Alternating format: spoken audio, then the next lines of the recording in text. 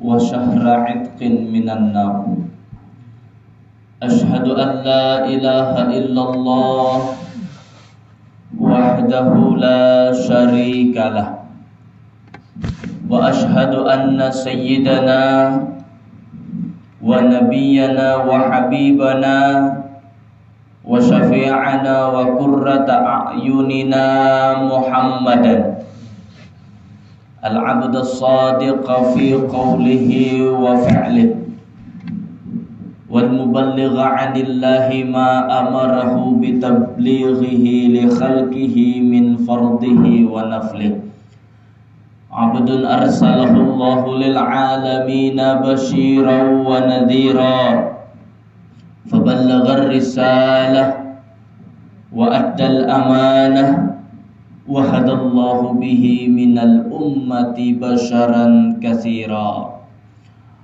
Allahumma salli wa sallim wa barik wa karrim ala sayyidina Muhammadin miftahi babi rahmatillah adada ma fi ilmillah salatan wa salaman daimaini bidawami mulkillah wa ala alihi wa sahbihi wa man tabi'a huda amma ba'd. Faqad qala Allah ta'ala fil Qur'anil Karim, a'udzu billahi minasy syaithanir rajim, bismillahir rahmanir rahim. Ya ayyuhalladzina amanu kutiba 'alaikumus syiyamu kama kutiba 'alal ladzina min qablikum la'allakum tattaqun. Wa qala an-nabiy sallallahu alaihi wasallam fi hadithihi law ya'lamun nasu ma fi ramadan minal yumni wal barakah latamannaw ay yakuna haulan kamilan atau kama qala habibuna sallallahu alaihi wasallam. Wa qala Ibnu Abbas radhiyallahu an khairul ayyami yaumul jumu'ah wa khairus syuhuri syahru ramadan wa khairul a'mal salawatul khamsi li waqtiha. Qala rabbi shrah li sadri wa yassir li amri wahlul 'uqdatam min lisani yafqahu qawli. Subhanaka la ilma lana illa ma 'allamtana innaka antal alimul hakim. La haula wa la quwwata illa billahil aliyyil azim. Alhamdulillahi rabbil alamin.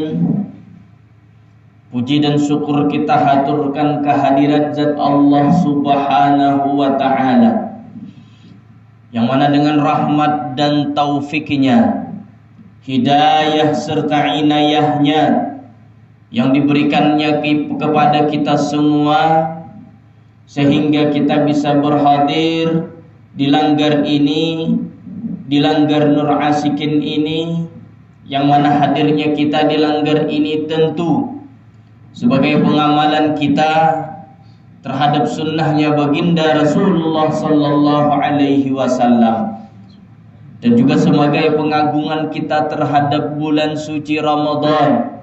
Kita berharap di bulan Ramadan ini mudah-mudahan Allah senantiasa mencurahkan rahmatnya kepada kita semua. Semoga diampuni seluruh dosa kita dan dimasukkannya kita ke dalam surganya Allah subhanahu wa ta'ala. Kita sisihkan waktu kita untuk kita dapat berhadir di langgar ini. Terlebih lagi pian-pian keluarga besar langgar jamaah langgar Nur Asikin ini bukan hanya pian menyisihkan waktu saja, tapi pian-pian juga menyisihkan sebagian harta dan tenaga pian. Insya Allah pengorbanan pian itu, semua yang pian korbankan itu, insya Allah dinilai ibadah di sisi Allah subhanahu wa ta'ala. Mudah-mudahan harta yang pian keluarkan mendapatkan pahala yang berlipat ganda, dan harta yang tersisa insya Allah akan diberkahi oleh Allah subhanahu wa ta'ala. Salawat dan salam semoga tercurah dan terlimpah kepada junjungan kita Nabi besar Muhammad sallallahu alaihi wasallam, Sayyidul Anbiya'i wal Mursalin wa ummatuhu khairul umam, pemimpin dari sekalian para nabi dan rasul, dan umatnya adalah umat yang terbaik sepanjang zaman. Insyaallah Rasulullah redha terhadap kita. Insyaallah Rasulullah akan mengakui kita sebagai umat beliau. Insyaallah Rasulullah akan memberikan syafaatnya kepada kita semua. Yang ulun muliakan dan sama-sama kita muliakan para alim ulama, tokoh-tokoh agama, tokoh-tokoh masyarakat, bapak-bapak, ibu-ibu, hadirin wal hadirat yang dirahmati oleh Allah Subhanahu wa taala.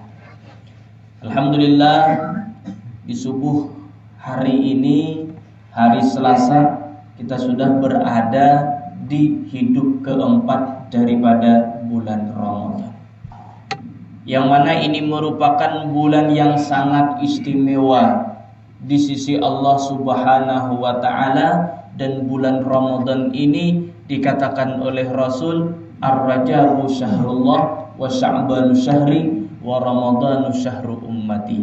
Bulan Ramadan adalah bulan yang dikhususkan keistimewaannya untuk umat Nabi besar Muhammad sallallahu alaihi wasallam.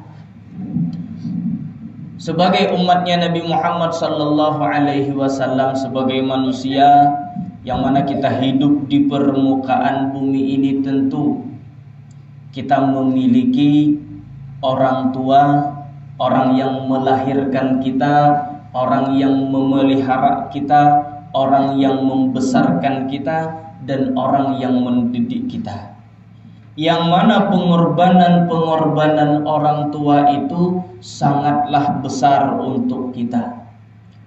Bagi orang tua, Allah memerintahkan kita sebagai orang tua itu untuk mendidik anak kita. Bukan hanya mendidik ini kan mendidik ilmu agama. Yang mana kalau kita tak salah dalam mendidik anak, maka anak akan bisa menuntut kita. Bukan hanya mendidik, tapi orang tua juga diperintahkan untuk memelihara, memberi makan, kemudian lagi diperintahkan juga untuk memberikan nama yang terbaik untuk anak. Tapi jika orang tua tidak menunaikan kewajibannya, maka orang tua itu akan bisa dituntut oleh anak nanti di yaumil akhirat. Itu kewajiban orang tua. Dan kita sebagai seorang anak juga diperintahkan oleh Allah, juga diwajibkan oleh Allah untuk kita berbakti kepada kedua orang tua kita. Wa wassaynal insana biwalidayhi hamalathu ummuhu wahnan ala wahnin wa fisaluhu fi amaini anishkurli wali walidayka wa ilayyal masir. Jadi kata Allah di dalam Al-Qur'an, Allah berfirman, wahai manusia, kami wasiatkan kepada kalian manusia biwalidayhi, agar berbakti kepada kedua orang tua. Ini bakti kepada kedua orang tua ini harga mati nih. Tak mau ditawar lagi. Kenapa jadi kita harus berbakti kepada kedua orang tua? Allah lanjutkan dengan lanjutan ayatnya, hamalathu ummuhu wahnan ala wahnin. Mengandung orang tuanya terhadap seorang anak itu tadi wahnan ala wahnin, lapah di atas lapah, susah di atas susah. 9 bulan kita berada di dalam perut seorang ibu, sehingga dikatakanlah surga itu di bawah telapak kaki ibu. Kenapa? 2 bulan kita dibawa ke situ ke sini, hendak malawat kenapa ditinggal parut? Kau udah meninggal parut, ada kau ditinggal? Hendak malawat dibawa, ya kah? Hendak ke pasar dibawa juga. Makin lagi mun kisah orang bahari leh berjual hintalo. Kapal apa namanya tuh? Nak kemana semalam ini? Nah, Paliwara. Presiden Paliwara. Hintalo itu dijunjung kalau nilai di kepala leh. Nah, dijunjung di kepala mulai Taluk Bolu sampai ke sana. Berjalan itu wahnan ala wahnin. Lapah di atas lapah, membawa parutnya sudah lapah, membawa hintalo pulang di atas kepala. Secupikan ujar ini semalam berkisah. Nah, orang bahari, wah ini kita banyak kayak taksi. Di kisah bahari, lapah di atas lapah, kemudian wafisaluhu fi amain. Lahir pulang, imbah lahir digaduh pulang. Kakak hanyar lahir tuh sedikit, oe kan. Apalagi bulan puasa. Karena tengah malam tahajud, anak nangis, guring akan jam 1 hanyar guring. Alarm gede diisi belum? Jaman bahari. Oh bangun guring jam 5 ada hari. Nah, lalu belepes saya puasa. Belepes dalam artian apa? Kada bersahur. Kan puasa. Itu kakak itu ketika disapi, ketika digaduh lagi halus nang marikit di awak, itu paling kada 2 tahun. Makanya di dalam Al-Quran fi ama ini pada waktu 2 tahun. Menyusui itu 2 tahun paling cepat ampihnya. Ya kah? Sudah 20 tahun itu lain pulang kisahnya. Apalagi 30 tahun masih singut deh, masih menyusut tuh banget lagi kisahnya. Ya kan? Jadi apa? Pengorbanan orang tua yang luar biasa besar kepada anaknya, sehingga Allah perintahkan dalam satu ayat itu agar kita sebagai manusia, agar kita sebagai seorang anak harus berbakti kepada kedua orang tua. Sehingga Allah katakan, ridallah fi ridal walidain wa sukhtullah fi sukhtil walidain. Ridanya Allah itu tergantung kepada keridaan kedua orang tua, dan murkanya Allah tergantung kepada kemurkaan kedua orang tua. Allah gantungkan di situ. Kenapa Allah gantungkan? Allah menghargai orang tua. Allah menghargai orang yang mendidik kita. Makanya Allah wajibkan kepada kita seorang ayah, kepada kita seorang ibu, 2 orang tua ini Allah berikan kewajiban. Untuk apa? Untuk mendidik dan memberi makan. Dan sebagai seorang anak Allah wajibkan juga. Untuk apa? Untuk berbakti kepada kedua orang tua.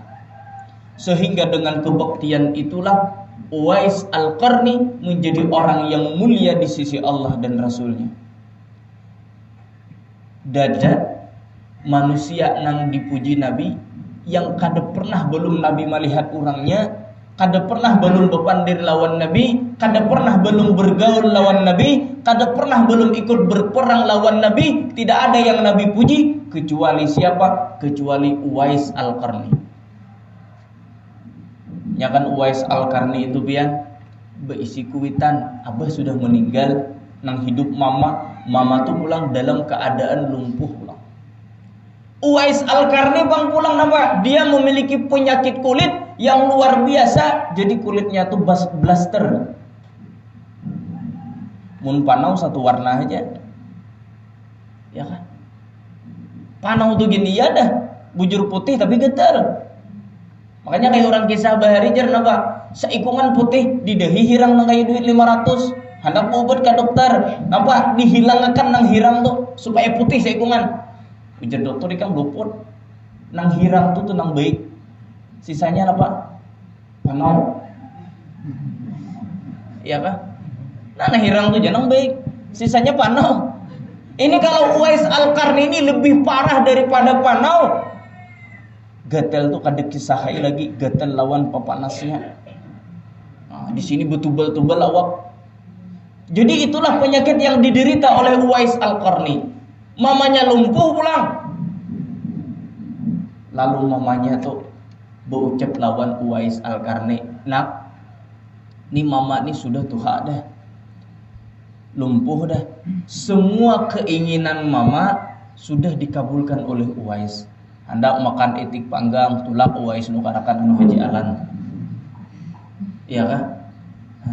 Hendak nukar nasi Arab, tulak Uwais nukarkan ke Abu Nawas, Abu Ali Bustami itu. Imbahnya pulang napa? Hendak makan tapai, tulak Uwais ke gembut nukarkan tapai gembut.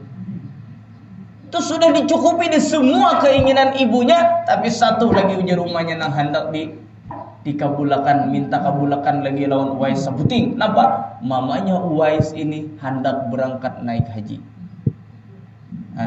Kurang beheri, amun kita wah ini adul, ada duit urusan lancar, jangankan lumpuh, stroke lawan lumpuh kurang lebih lah. Ini lumpuh nih kada kawa berdiri aja, tapi orangnya kada kawa berjalan, tapi orangnya kada bepada. Ya anggaplah stroke mulai pinggang ke bawah. Orang stroke saikungan gin wah ini kawan naik haji. Kenapa? Adul, ada duit urusan lancar, ada aja nah aku lah angkut tekan. Ya kalau ini di zaman ini kawa, tapi kalau di zaman dahulu kayak apa? Karena kawa buat ke unta gugur. Dan harta kada ada juga Uwais. Uwais ini hidup di mana? Di Yaman, di sebuah pedesaan di Yaman, suku Karan berada di Yaman. Jaraknya dari Yaman ke Mekah adalah 400 pal. Kira-kira kalau mulai amuntai ke Palangkaraya itu 300 pal. 300 pal ke Palangka. Berarti 400 pal ini hampir ke berlalu lagi. Panajem situ leh. Nah. Panajem arah Kaltim leh. Nah, 400 pal. Jauh. Jadi kayak apa caranya? Ujar Uwais, mama nih harus berangkat naik ke haji. Dipikirkan oleh Uwais. Nah, ujar Uwais ada satu cara nih membawa mama naik ke haji. Kenapa? Dihambin. Kita soal lama hambin kuitan jaraknya sapal. Soal. Amun kuitan mengangkat kita tuh. Mengangkut kita lagi kita halus tuh. Kita soal lama hambin kuitan. Soal. Ya lah, menggeni kuitan ke Padang bang. Rancak aja lah. Ulun nak ada suah.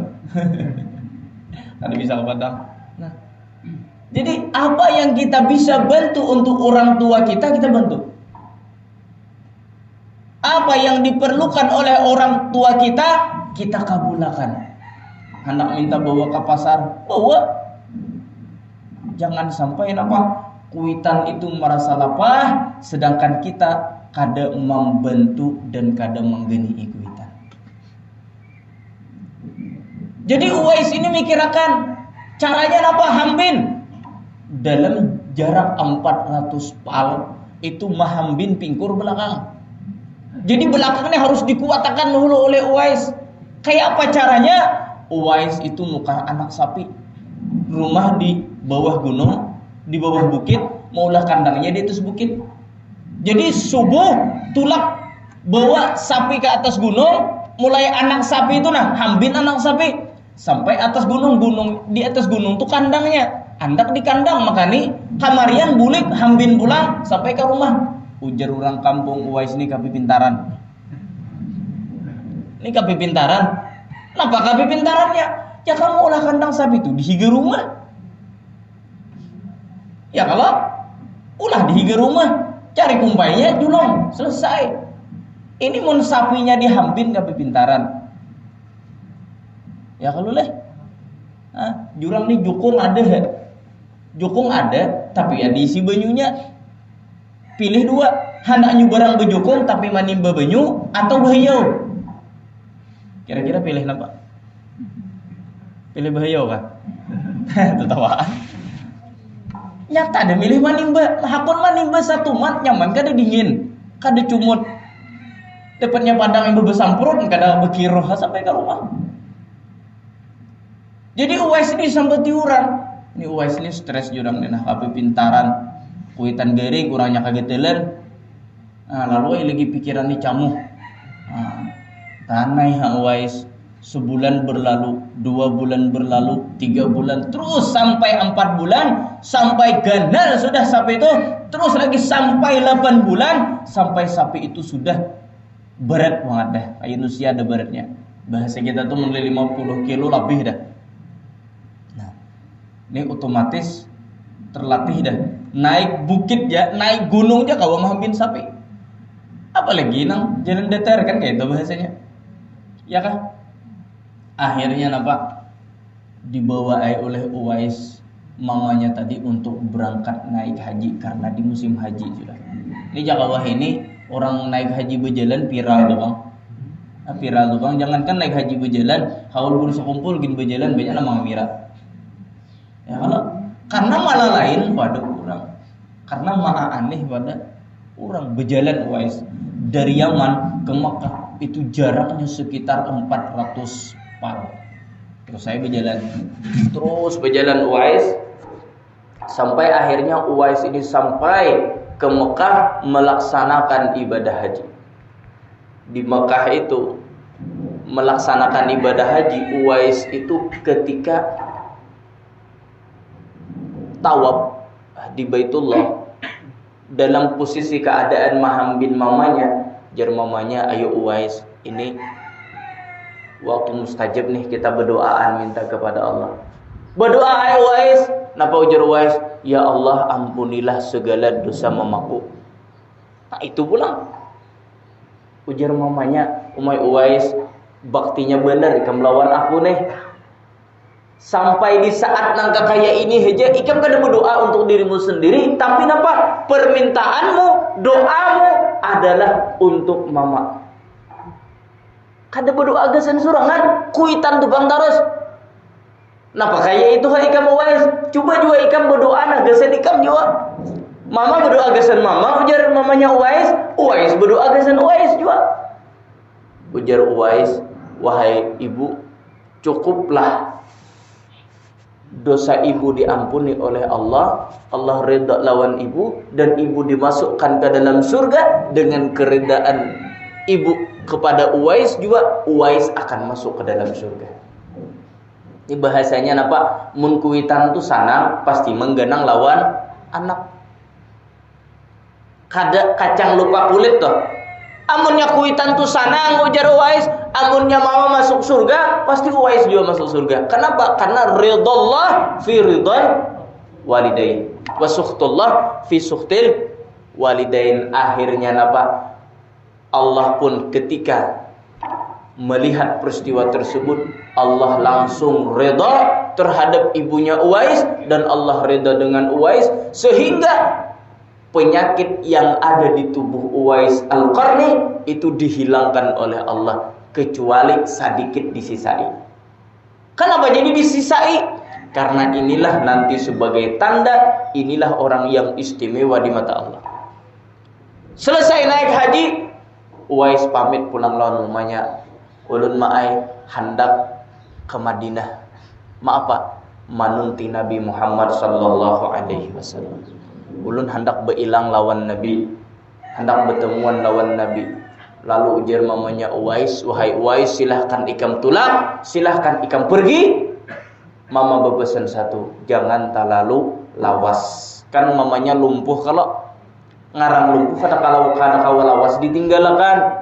Mun saha hari dua ayuha, tapi mun terlalu lawas kada kawa maa apa juga beres habis dah kawa tulang. Jadi akhirnya apa? Berangkatlah Uwais sampai ke rumah Nabi, diketuklah pintu rumah Nabi, dikeluari oleh Aisyah. Ujar Uwais, ulun hendak berjumpa lawan Nabi Muhammad sallallahu alaihi wasallam. Kata Aisyah, siapa nama pian? Ulun Uwais. Dari mana pian? Dari Yaman. Ujar Aisyah, jauhnya lah pian tulak ke sini. Nabinya kada ada di rumah. Kemana Nabi? Kata Uwais. Nabi sedang berjihad fisabilillah, Nabi sedang berperang. Ujar Uwais, asa hendak dihadengi tia mama bebasan. Asa hendak bulik tia hati kegenangan lawan Nabi. Akhirnya dengan berat hati Uwais bulik memilih pasan daripada mamanya. Bulik Uwais sampai ke rumah Uwais dan Nabi juga bulik dari peperangan. Sampai Nabi di rumah dikelilingi dengan para sahabatnya dan Aisyah mengatakan, wahai Rasul, ada orang yang datang ke rumah tadi. Siapa? Ya Uwais tadi. Ujar Nabi, wahai para sahabatku sekalian berataan, aku hendak memadahkan Orang yang datang ke rumahku ini, kata Nabi, adalah orang yang sangat istimewa. Namanya itu tersohor, terkenal di atas langit. Kenapa jadi Uwais terkenal? Karena kebaktiannya kepada orang tuanya. Kenapa dia istimewa? Karena dia adalah orang yang selalu menuruti napa yang dikehendaki oleh kuitannya. Sehingga kata Nabi, wahai kalian para sahabatku, kalian ini bilanya kalian berjumpa lawan inya, bila kalian berjumpa lawan inya, pintalah doa kepada orang itu. Napa tandanya? Tandanya dia memiliki bekas luka kulit, tangannya tuh putih, dan di parak bulunya ada batu bal hirang. Itu tuh sisanya. Nah, terlebih lagi kata Nabi, wahai Umar dan Ali, khusus Umar dan Ali dipesani Nabi, bila pertemuan orang itu minta doakan. Doanya apa? Minta doakan supaya ikam diampuni oleh Allah Subhanahu wa taala. Nabi dalam artian kada menyebut Ali lawan Umar itu berdosa, kada. Nabi pun beristighfar. Tapi apa?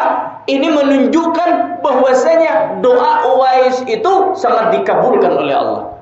Wahai apa jar Umar, wahai Rasul ulun tetamu inya, kaina jar Nabi bila ikam jadi khalifah. Sampai masanya Umar jadi khalifah. Akhirnya Umar dan Ali ini, bila ada orang naik haji dari Yaman datang, ditakuni itu, kamu dari mana? Dari Yaman. Dari suku mana? Suku A. Lain. Terus ditakuni terus sampai akhirnya bertemuan dari suku Karan, dari Bani Karan. Nah, ujar Nabi, iya dan adalah ujar Nabi, dari ujar Umar ya dinginin. Nah, adalah ujar Umar nangarannya Uwais. Ada ujar bahannya Uwais. Tanda-tandanya ujar Umar nampak. Ini ujar orang. Orang tuh Uwais tuh seorang budak, dia punya penyakit kulit bahari bekunat. Bekasnya ada. Nah, ujar Umar ini nih yang dikisahkan oleh Nabi. Akhirnya apa? Umar dan Ali menjumpai Uwais dan minta doa lawan Uwais supaya dosa diampuni oleh Allah Subhanahu wa taala. Inilah keistimewaan daripada orang yang berbakti kepada kedua orang tuanya. Tapi ada perbedaan. Ini ada perbedaan antara kita laki-laki dan perempuan. Kalau laki-laki itu dari kita lahir sampai kita meninggal dunia, itu kita itu harus menuruti kuitan, jangan memalampau. Itulah lakian.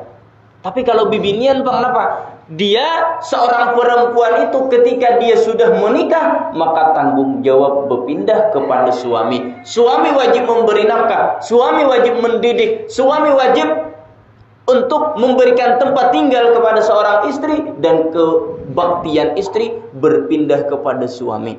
Tapi suami yang baik itu suami yang tidak memutuskan silaturahim antara istri dan orang tuanya. Dan seorang orang tua yang baik jangan juga mengambil anak perempuannya supaya melawan lakinya. Kalau sama pada baik, maka hasilnya akan menjadi hasil yang baik. Bahari ketika Rasulullah Sallallahu Alaihi Wasallam berperang, membawa seorang sahabat itu memiliki seorang istri yang luar biasa bakti kepada suaminya. Ketika suaminya pergi berperang, dipasanilah oleh nang laki. Apa ujar nang laki? Ubiniku, aku berpesan sebuting. Napa pesanmu? Ujar nang laki, ini aku tulak perang. Pemakan sudah cukup, minyak sudah ada, beras sudah tersedia, iwak di kulkas banyak aja. Berangkat hendak berperang. Sabutingku pasani. Napa pesannya? Ujar nang laki, wahai biniku, ikam jangan tulak kama mana. Di rumah aja bagaimana? Harus sama mana?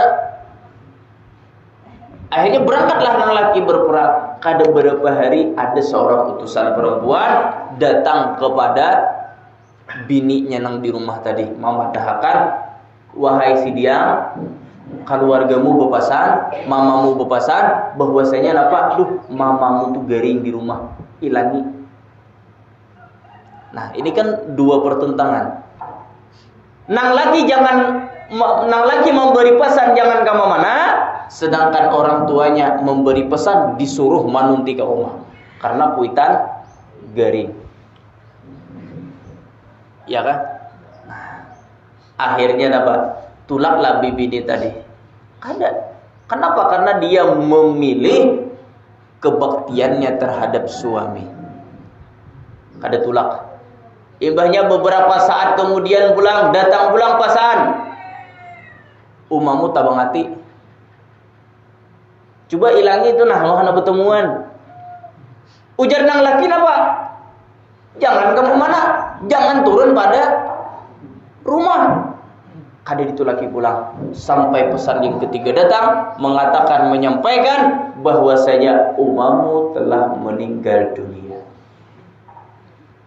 Jadi napa disuruh bulik mun hendak melihat kuitan parampihan. Disuruh bulik. Tapi napa bibi ni tadi ingat lawan pesan laki, jangan kamu mana. Sedih, nangis tapi di rumah.